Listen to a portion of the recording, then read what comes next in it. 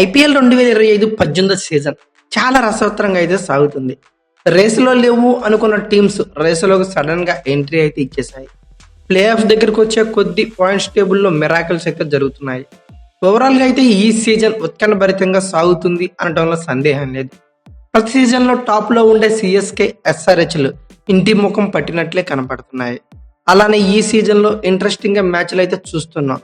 Delhi Capitals, Gujarat Titans, Royal Challengers Bengaluru, Punjab కింగ్స్లు ఘన విజయాలు సాధిస్తున్నాయి. అయితే ఇప్పటి వరకు 41 మ్యాచ్లు అయితే కంప్లీట్ అవగా గుజరాత్ టైటాన్స్, ఢిల్లీ క్యాపిటల్స్ 6 విజయాలతో 2 ఓటములతో ఫస్ట్ అండ్ సెకండ్ స్పాట్స్ లో అయితే ఉన్నాయి పాయింట్స్ టేబుల్లో. అలానే వరుసగా 4 సంచలన విజయాలు సాధించిన ముంబై ఇండియన్స్ ఒక్కసారిగా టాప్ థర్డ్ స్పాట్ కి అయితే వచ్చేసింది. అలానే RCB, Punjab Kings, Lucknow super giants same 5 విజయాలతో ప్లే ఆఫ్ రేసులు అయితే ముందున్నాయి. ఐపీఎల్ 2025 సీజన్లో 43వ మ్యాచ్గా ఏప్రిల్ 25న రాత్రి 7:30 సిఎస్కేకి హోమ్ గ్రౌండ్ అయిన చెన్నై చెపాక్ వేదికగా సిఎస్కే మరియు ఎస్ఆర్హెచ్లు ఒక మ్యాచ్ అయితే ఆడబోతున్నాయి. అయితే ఇటు సిఎస్కే అటు ఎస్ఆర్హెచ్ రెండు టీమ్స్ కూడా 8 మ్యాచ్లు ఆడి 2 విజయాలు సాధించి 6 ఓటములతో 9th and 10th స్పాట్స్ లో అంటే పాయింట్స్ టేబుల్లో చివరి 2 స్థానాల్లో అట్టడుగు స్థాయిలో అయితే ఉన్నాయి. అలాంటి టీమ్స్ మధ్య ఒక మ్యాచ్ అయితే జరగబోతుంది. అయితే ఆల్మోస్ట్ ప్లే ఆఫ్స్ నుంచి 2 టీమ్స్ కూడా అవుట్ అయ్యాయని చెప్పుకోవచ్చు. రిమైనింగ్ 6 మ్యాచ్లు ఉన్నప్పటికీ ఆ 6 మ్యాచ్లు ఘన విజయాలు సాధించాలి. అట్లాగే నెట్ రన్ రేట్ కూడా బాగా ఇంప్రూవ్ చేసుకోవాల్సి ఉంటుంది. అలా చేస్తే ప్లే ఆఫ్స్కి వెళ్ళే ఛాన్సెస్ అయితే కొంతవరకు ఉంటాయి. అలా అని చెప్పి ఖచ్చితంగా ప్లే ఆఫ్స్కి వెళ్ళే ఛాన్సెస్ అయితే లేవని చెప్పుకోవచ్చు. అందుకే ఈ మ్యాచ్ చాలా ఇంట్రెస్టింగ్ గా మారబోతుంది. ఎందుకంటే ఇద్దరు కూడా 6 మ్యాచ్లకు 6 విజయాలు సాధించాలి. బట్ ఈ మ్యాచ్తో ఒక టీం అయితే ఖచ్చితంగా అవుట్ ఆఫ్ ప్లే ఆఫ్స్ గా మాట్లాడుకోవచ్చు. అయితే ఈ మ్యాచ్ జరిగే స్టేడియం డీటెయిల్స్ ఏంటి, పిచ్ రిపోర్ట్ ఎలా ఉండబోతుంది, వెదర్ కండిషన్ పరిస్థితి ఏంటి, లైవ్ ఎక్కడ చూడొచ్చు, ఈ గ్రౌండ్ లో ఐపీఎల్ స్టాట్స్ ఎలా ఉన్నాయి, అలాగే సిఎస్కే మరియు ఎస్ఆర్హెచ్ల యొక్క హెడ్ టు హెడ్ రికార్డ్స్ ఎలా ఉన్నాయి. అయితే ఈ మ్యాచ్లన్నీ ఇలా ఓడిపోయి వస్తున్నారు కాబట్టి ప్లేయింగ్ లెవెన్ లో ఏమైనా బిగ్ చేంజెస్ ఉంటాయా, వీటన్నిటి గురించి ఈ వీడియోలో అయితే క్లియర్ కట్ గా తెలుసుకుందాం. ముందుగా ఈ మ్యాచ్ జరిగే స్టేడియం డీటెయిల్స్ మాట్లాడుకుంటే ఈ మ్యాచ్ జరిగేది ఎంఏ చిదంబరం స్టేడియం, సిఎస్కేకి హోమ్ గ్రౌండ్ గా ఉంటుంది. ఈ స్టేడియాన్ని చెపాక్ స్టేడియం పిలుచుకుంటారు. అలానే దీన్ని ఎప్పుడో 1960లో బిల్డ్ చేశారు. ఆడియన్స్ కెపాసిటీ 38,000గా ఉంటుంది. అంత స్టేడియం అంతా పసుపు మయమైపోవడం పక్క అని చెప్పుకోవచ్చు. అయితే బౌండరీస్ పరంగా ఒక యావరేజ్ గ్రౌండ్ అని మాట్లాడుకోవచ్చు. ఇంకా మాట్లాడాలంటే కొద్ది పెద్ద గ్రౌండ్ కానీ చెప్పుకోవచ్చు. స్క్వేర్ బౌండరీస్ వచ్చే వాళ్ళకి 65 నుంచి 68 మీటర్లు గాను, స్ట్రైట్ బౌండరీ వచ్చే వాళ్ళకి 80 మీటర్లు గాను, అలానే బిహైండ్ వికెట్స్ 58 నుంచి 60 మీటర్లు గాను ఎక్స్పెక్ట్ చేయొచ్చు. ఇక ఆల్ ఇంపార్టెంట్ పిచ్ రిపోర్ట్ గురించి మాట్లాడుకుంటే కొంచెం బెటర్ వికెట్ గానే మాట్లాడుకోవచ్చు. ఇది బ్లాక్ సాయిల్, అలానే చాలా హార్డ్గా ఉంటుంది. అలానే మంచిగా గ్రాస్తో కవర్ చేసి ఉంటుంది.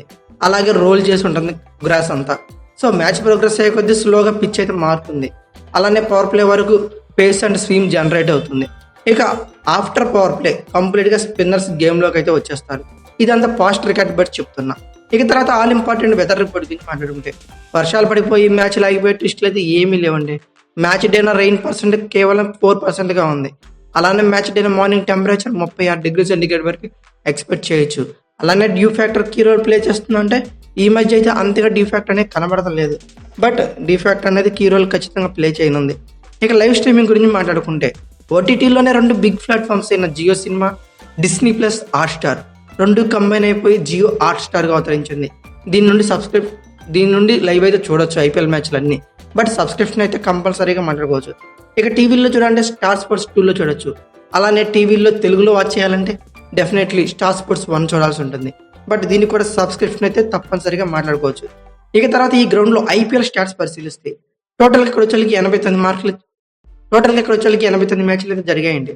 ఫస్ట్ బ్యాటింగ్ వాళ్ళు 57 గెలిస్తే సెకండ్ బ్యాటింగ్ వాళ్ళు 38 గెలిచారు. ఈ గ్రౌండ్ లో హైయెస్ట్ టోటల్ పరిశీలిస్తే 246 పరుగులు 5 వికెట్లుగా సిఎస్కే పెరట ఉంది. లోయెస్ట్ టోటల్ చూస్తే ఆర్సీబీ 70 పరుగులకి ఆల్అౌట్ అయింది. హైయెస్ట్ రన్ చేసి ఈ గ్రౌండ్ లో చూస్తే 213 పరుగులు 4 వికెట్గా లక్నో సూపర్ జెయింట్స్ పేరట ఉంది. ఇక లోయెస్ట్ టోటల్ డిఫెండ్ చేసుకుంది ఆర్సీబీ 126 పరుగులు 8 వికెట్లు. ఇక ఫస్ట్ ఇన్నింగ్స్ యావరేజ్ కు చూస్తే 162 పరుగులుగా ఉంది. అలాగే సిఎస్కే మరియు ఎస్ఆర్హెచ్ యొక్క హెడ్ టు హెడ్ రికార్డ్స్ పరిశీలిస్తే వీళ్ళిద్దరి మధ్య ఇప్పటివరకు 21 మ్యాచ్లు జరిగాయి. కంప్లీట్ సిఎస్కే డామినేషన్ అయితే కనబడుతుంది. సిఎస్కే 15 గెలిస్తే ఎస్ఆర్హెచ్ 21 మ్యాచ్లో కేవలం 6 గెలిచింది. 2024లో ఈ 2 టీంలు 2 సార్లు తలపడ్డాయి. అందులో ఒక మ్యాచ్ అయితే సిఎస్కే గెలిచింది, మరో మ్యాచ్ అయితే ఎస్ఆర్హెచ్ గెలిచింది. 2023లో సిఎస్కే ఆడిన ఒక మ్యాచ్లో కూడా సిఎస్కేనే గెలిచింది. అంటే సిఎస్కే డామినేషన్ అనేది కనబడుతుందని చెప్పుకోవచ్చు. ఇక ఫైనల్గా ఇరువురు టీమ్స్ యొక్క ప్లేయింగ్ 11 గురించి మాట్లాడుకుంటే ముందుగా సిఎస్కే ప్లేయింగ్ 11 పరిస్థితి ఏంటో చూసేద్దాం. 8 మ్యాచ్లు ఆడింది, కేవలం 2 గెలిచింది. రిమైనింగ్ 6 మ్యాచ్లు ఘన విజయాలు సాధించాలి. అలాగే నెట్ రన్ రేట్ ఇంప్రూవ్ చేసుకుంటే ప్లే ఆఫ్ రేస్లోకి అయితే వెళ్తుంది. బట్ ప్లే ఆఫ్స్కి వెళ్తుందంటే ఖచ్చితంగా అయితే మనం చెప్పలేం. రిమైనింగ్ టీమ్స్ ఫలితాల మీద ఖచ్చితంగా డిపెండ్ అయి ఉంది. అయితే సిఎస్కే ప్లేయింగ్ 11లో బీభత్సమైన చేంజెస్ అయితే ఏం ఉండవు. ఎందుకంటే సిఎస్కే బ్యాకప్ ప్లేయర్స్ అందరినీ వాడేసింది.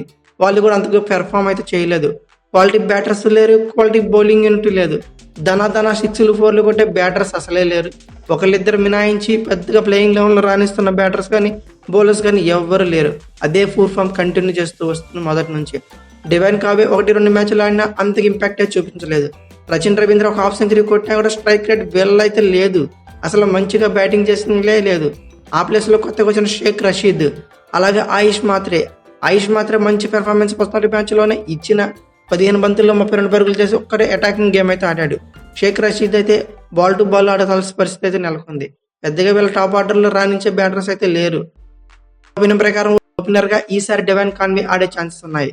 డెవాన్ కాన్వే అలాగే కొత్తగా వచ్చిన ఆయుష్ మాత్రే ఇద్దరు అటాకింగ్ గేమ్ ఆడగలరు కాబట్టి వాళ్ళిద్దరిని ఆడించే ఛాన్సెస్ అయితే ఉన్నాయి. సో తర్వాత ఫస్ట్ డౌన్లో రచిన్ రవీంద్ర ఆడే ఛాన్సెస్ ఉన్నాయి. షేక్ రషీద్ని తీసుకెళ్లి ఫినిషింగ్లో పెడతారని నేనైతే అనుకుంటున్నా. ఈ ఆయుష్ మాత్రే, రచిన్ రవీంద్ర అలాగే డెవాన్ కాన్వేల్తో టాప్ ఆర్డర్ అయితే సాలిడ్గా ఉంది. ఇక తర్వాత వచ్చేకి శివన్ దుబే, విజయ్ శంకర్లతో సాలిడ్ మిడిల్ ఆర్డర్ అయితే కనబడుతుంది. నిన్న మ్యాచ్లో శివన్ దుబే ఉతికారేశాడు. లిటరల్లీ అదే ఫామ్ని అయితే ఇక్కడ కంటిన్యూ చేయాల్సి ఉంది. ఇక ఫినిషింగ్లో వచ్చేకి ఎంఎస్ ధోని, రవీంద్ర జడేజా, రవిచంద్రన్ అశ్విన్, వీళ్ళు కుదిరితే రచిన్ రవీంద్ర ప్లేస్లో శామ్ కర్న్ ఆడించుకొని ఆల్రౌండ్ షో అయితే అదరగొట్టే ఛాన్సెస్ కూడా ఉన్నాయి. ఇక పేస్ యూనిట్లు అంటారా, ఖలీల్ అహ్మద్, మతీషా పత్రానాలతో చాలా బాగుంది. మెయిన్లీ ఖలీల్ అహ్మద్ పవర్ ప్లేలో ఇంప్రెసివ్గా బౌలింగ్ చేస్తూ మంచి బ్రేక్స్ అయితే అందిస్తున్నాడు.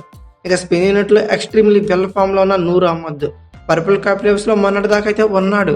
ఖచ్చితంగా నూర్ అహ్మద్దే మరోసారి ఇంపాక్ట్ చూపించాల్సి ఉంటుంది. అలాగే ఇతని కో స్పిన్ పార్ట్నర్స్గా రవిచంద్రన్ అశ్విన్, రవీంద్ర జడేజాలతో చాలా సాలిడ్ స్పిన్ యూనిట్ అయితే కనబడుతుంది. బట్ వీళ్ళు ఈ టైంలో ఎలా రాణిస్తారనేది కొంచెం ఇంట్రెస్టింగ్గా మారనుంది. ఓవరాల్గా వీళ్ళ ప్లేయింగ్ లెవెల్లో 1-2 చేంజెస్ అయితే ఖచ్చితంగా జరగనున్నాయి. అలాగే పేస్ యూనిట్లో అనుషుల్ కంబోజ్ని ఆడించే ఛాన్స్ ఉన్నాయి. ఎందుకంటే 4 ఓవర్ 6 స్పాట్స్ మాత్రం ఖాళీగా ఉంటాయి కాబట్టి Rachin Ravindra either Sam corn, లేదనుకుంటే ఇక అనుషుల్ కంబోజ్ని ఆడించే శామ్ కర్న్ డ్రాప్ చేసే ఛాన్స్ ఉన్నాయి బ్యాటింగ్ కావాలనుకుంటే. ఓవరాల్గా వీళ్ళ ప్లేయింగ్ లెవెన్ పేపర్ మీద పరిశీలిద్దాం. Devon Conway, Ayush Mhatre, Rachin Ravindra, Shivam Dube, Vijay Shankar, Ravindra Jadeja, M S Dhoni, Anshul Kamboj, R Ashwin, Noor Ahmad, Khaleel Ahmed. Impact ప్లేయర్గా మతీషా పత్రాన్ ఆడే ఛాన్సెస్ ఉన్నాయి. అయితే రచిన్ రవీంద్ర, శామ్ కర్న్ ఎవరో ఒకరు మాత్రమే టీంలో ఉండే ఛాన్సెస్ అయితే ప్లేయింగ్ లెవెన్ కనబడుతున్నాయి. ఇక ఫైనల్గా ఎస్ఆర్హెచ్ యొక్క ప్లేయింగ్ లెవెన్ గురించి మాట్లాడుకుంటే వీళ్ళ టీం కూడా యాజ్ ఈజ్ టీజ్గా సేమ్ పరిస్థితి అయితే సిఎస్కే ఉన్నది ఇక్కడ ఉంది. బోత్ టీమ్స్ కూడా ఎంఐ చేతుల్లో ఓడి ఈ మ్యాచ్ అయితే ఆడబోతున్నాయి. అయితే ఎస్ఆర్హెచ్ మీద పెట్టుకున్న హోప్స్ అన్ని కంప్లీట్గా ఈ సీజన్ డిసప్పాయింట్ చేశారని చెప్పుకోవచ్చు. ఇటు బ్యాటింగ్లో అటు బౌలింగ్లో 2 జోనల్స్లో కూడా చేతులు ఎత్తేశారు. భయంకరమైన బ్యాటింగ్ ఆర్డర్ ఉందనుకున్న ఎస్ఆర్హెచ్ మినిమం పెర్ఫార్మెన్స్ కూడా ఈ సీజన్లో అయితే ఇవ్వలేదు.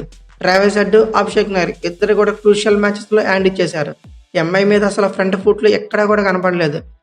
దీనికి తోడు ఇషాన్ కిషన్ అయితే వేరే లెవెల్ గిఫ్ట్గా అయితే వికెట్ అయితే ఎంఐకి సమర్పించుకున్నాడు. ఎలాంటి పెర్ఫార్మెన్స్ తర్వాత ఎలాంటి నాక్ ఆడతాడనేది ఇషాన్ కిషన్ మీద ఖచ్చితంగా హోప్స్ అయితే పెట్టుకునే పరిస్థితి క్రియేట్ చేశాడు. అలానే నితీష్ కుమార్ రెడ్డి సీజన్ అయిపోతున్నా కూడా ఇంతవరకు బ్యాట్ నుండి పరుగులే రాలేదు. హెన్రిచ్ క్లాసన్, అభినవ్ మనోహర్లు ప్రీవియస్ మ్యాచ్లో ఎంఐ మీద ఒంటరి పోరాటం చేసి ఎస్ఆర్హెచ్కి ఒక రెస్పాన్సిబుల్ స్కోర్ అయితే అందించారు. సో ఆ పెర్ఫార్మెన్స్ అయితే ఇక్కడ కంటిన్యూ చేస్తే సిఎస్కేకి చెక్ పెట్టే ఛాన్సెస్ అయితే లేకుండా పోలేదు. అలానే అంకిత్ వర్మ కూడా టచ్లో ఉన్నట్టే ఉండి అయితే మిస్ అయ్యాడు. సో ఓవరాల్గా ఇతని బ్యాట్ నుండి పరుగులు అయితే కావాలి. SRH batting unit poor form అయితే అందరూ కంటిన్యూ చేస్తున్నారు. Almost out of the season లాగానే కనబడుతున్నారు. ఇక గేమ్లో మినిమం రెస్పాన్సిబిలిటీ గేమ్ కూడా ఆడటం లేదని చెప్పుకోవచ్చు. అలానే బౌలింగ్ యూనిట్లో ఇంతకంటే దారుణంగా ఉంది. ఇన్ఫ్యాక్ట్ కెప్టెన్ పాట్ కమిన్స్ కూడా వికెట్స్ తీయలేకపోతున్నాడు. అలాగే ధారాళంగా పరుగులు అయితే సమర్పించుకున్నాడు. అలాగే హర్షల్ పటేల్ కూడా వికెట్ల బ్యాట్లో వెనకబడిపోయాడు. 1-2 మ్యాచ్లు కట్టుకున్న తర్వాత మ్యాచ్లన్నీ హ్యాండ్ ఇచ్చేస్తున్నాడు. అలాగే ఎన్నో హోప్స్ పెట్టుకున్న మహమ్మద్ షమీ కూడా కంప్లీట్గా back on track. Ishan Malinga, Jeeson Ansari కొంతవరకు పోరాడుతున్నారు ఎస్ఆర్హెచ్ బౌలింగ్ యూనిట్లో అని చెప్పుకోవచ్చు. ఓవరాల్గా వీళ్ళ లెవెల్లో చేంజెస్ అయితే ఎక్స్పెక్ట్ చేయలేం. ఓవరాల్గా వీళ్ళ 11 పేపర్ మీద పరిశీలిస్తే Travis Head, Abhishek Sharma, Ishan Kishan, Nitish Kumar Reddy, Heinrich Klaasen, Ankit Verma, Abhinav Manohar, Pat Cummins, Harshal Patel, Mohammed Shami, Zeeshan Ansari. Impact ప్లేయర్స్గా ఈశాన్ మలింగ్ అని ఇవి చూసుకునే ఛాన్స్ ఉన్నాయి. అయితే నా ఒపీనియన్ ప్రకారం సిఎస్కే పిచ్లో చపాకులు అంత ఈజీగా అయితే ఎస్ఆర్హెచ్ గెలవలేదు అనుకుంటున్నా. నా ఒపీనియన్ అయితే ఖచ్చితంగా సిఎస్కేని ఈ మ్యాచ్ అయితే గెలుస్తుంది అనుకుంటున్నా. మీరైతే ఏమనుకుంటున్నారో ఖచ్చితంగా కామెంట్ బాక్స్లో పిన్ చేయండి.